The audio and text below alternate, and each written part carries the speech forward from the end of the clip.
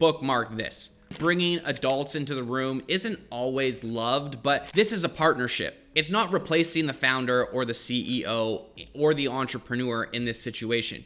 You are partnering with someone who has expertise that will help you see your own blind spots so that your business can keep scaling. So having the humility to accept this is critical for founders.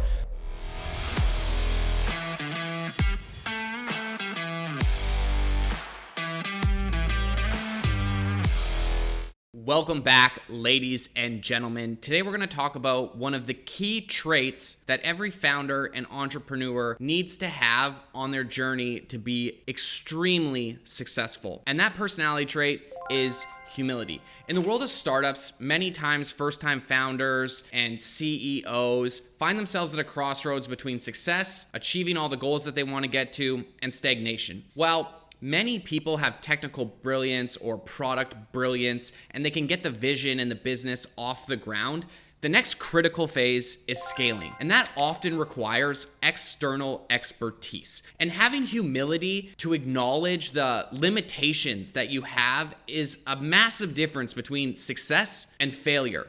One of my favorite mentors, I never got to meet him, but I've read all of his books, was Peter Drucker. And he said every organization needed to have performance in 3 different areas. And that was achieving direct results, building values and reaffirming those values, and then building and developing the people of tomorrow. And oftentimes, first-time founders need to have, no one likes this term, but adults in the room or external expertise or management and operations added into their business as they begin to scale. And it can be very difficult to bring in these knowledgeable, experienced, and often expensive talent into your company and integrate them into the culture. The first example I want to give you of this is of Google, one of my favorite businesses that has ever existed. When Larry Page and Sergey Brin initially got together, they were graduates. They had wrote an incredible algorithm about SEO and search ranking and how to build the first search engine that really existed.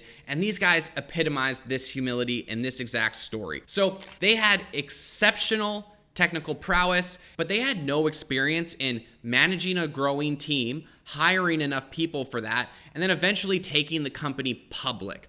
And one of the first investors in Google was John Doerr. If you've seen anything in Everyday Entrepreneur, John Doerr wrote the book Measure What Matters and was kind of the godfather of OKRs. I love OKRs. It's what allowed us to scale our business. They taught us it in Techstars, and it was one of the greatest frameworks that allowed us to achieve the results that we promised and then eventually get acquired for 8 figures. And John Doerr, writing one of the first checks into Google, had told Larry and Sergey that they should hire this guy named Eric Schmidt. And this is humility. It's bringing an adult into the room with experience and savvy business expertise to scale your business to the heights that it can go. And so while it took a little bit of time for Larry and Sergey to accept Eric Schmidt, once he won them over, Google went crazy. He was a natural fit to lead Google through the next phase. And this trio was a formidable leadership triangle that allowed them to scale massively and become Google what it is today. And so I think that them showing this humility is such a good example of why founders need to have this character trait. My example is when we went through Techstars, Estated was only an idea. I didn't know what I was doing. We didn't have OKRs, but all I knew was we had a product and we had a demand in the market for it. And we started to get a little bit of traction, a little bit more traction, and I think we had $30,000 or $40,000 in revenue, nothing at that time. When Foundry came in and gave us their playbook and introduced us to tons of experienced CEOs and gave us advice on how to scale the business, it was the first time I kind of stepped back and accepted that my way wasn't always the right way. And I learned so much from Foundry, especially Brad Feld and Jason Mendelsohn. Jason was the CEO of Foundry at the time. He's moved on since, and Brad Feld is an absolute legend in the venture capital world. But when they came in, I kind of had stepped back and realized that these guys have built multiple multi-billion-dollar companies and that I should listen to everything that they have to say at all times and then take their opinions in and form the path forward myself. In the next story of my personal experience with having this humility was, there was a time when we had done our first product launch. It was an MVP with a stated, and I had a blowout with my engineering department because we put a product into market that wasn't adequate for what our customers needed.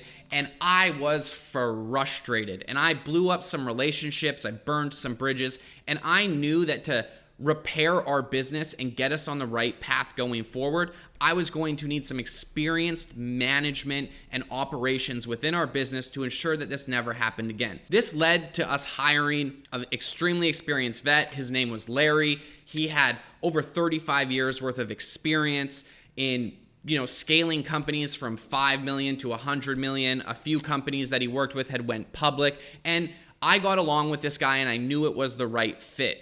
Albeit it was very difficult to work with him for the first year, he saved our business, and I don't think we would have had the success that we had without having him at that period of time. And so another example of this is Facebook. Mark Zuckerberg, when he was creating Facebook, was only a kid in his dorm room. You all know the story, but he was a young visionary founder. And when he brought in Sheryl Sandberg to run Facebook's leadership team, because he was just a kid in the room and this company was growing like mad, and he needed that experience to not only raise all the money that they needed to keep scaling, but also to be trusted and eventually go public. And so Sandberg brought in this operational efficiency and deep understanding of how to monetize the platform to continue scaling the company, whereas Zuckerberg's goal was to just help billions and billions of people and give them a platform to communicate on. Sandberg knew how to monetize that and create it into revenue. And so Zuckerberg shows this trait as well. And if that doesn't tell you enough, these two examples are some of the biggest companies that we use every single day today. And I think it's just critical to realize how many founders have this skill and how important it is. And the phrase like bringing adults into the room isn't always loved, but at the end of the day, at some point along your journey, you're going to have to hire seasoned professionals who can guide the organization through this scaling process. This week, I was listening to the All In podcast with Chamath, and David Freeberg were talking about this as well. There are times when you absolutely need these people to break through the wall or the challenge that you as the founder can't seem to break through. I'm actually about to maybe do one of my first ever consulting jobs, and I actually feel like for the first time, maybe I'm the adult being brought into the room and it feels completely awkward. I can see it from both sides. As I've matured and grown up, I can see how founders have a challenge of letting these people into their business. It's a big risk. It's a big time dedication, and you have to trust this person, and things can go wrong. I've seen it happen before, but it's necessary to test this theory out. And so going from like a scrappy startup to an industry leader, it requires a degree of experience and operational know-how that often isn't intuitive to first-time founders and entrepreneurs who are just starting out.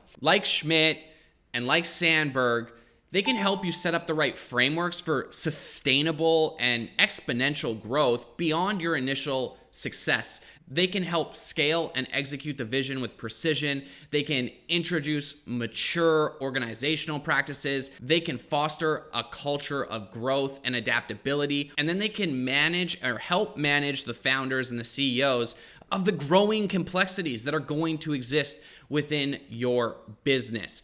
I want the key takeaways for this video to be that humility is actually a strength, even though it can be extremely difficult in the beginning. First-time founders that are humble enough to recognize your own limitations, you're going to set yourself up for long-term success. Professional management enables scaling. Bringing in external experienced managers will allow the business to handle organizational and operational complexities as you're scaling. And here's a very important point. Bookmark this. This is a partnership. It's not replacing the founder or the CEO or the entrepreneur in this situation. You are partnering with someone who has expertise that will help you see your own blind spots so that your business can keep scaling. So having the humility to accept this is critical for founders. And then the last thing is, I really believe that when you bring these adults into the room, they have to be learning machines, and then that's going to foster within the culture of your company to have Kaizen, to constantly be learning, to constantly be growing, because there's no way that going through these phases of growth is possible unless you are a learning machine. So in conclusion, I just want to encourage all entrepreneurs, all you everyday entrepreneurs, all you happy, healthy humans, and all founders out there to really dive into this trait of humility. I think it's critical for your success. If you like this video, please jump into our community of happy, healthy humans at the Everyday Entrepreneur below, and I look forward to seeing you in the next one. Take care.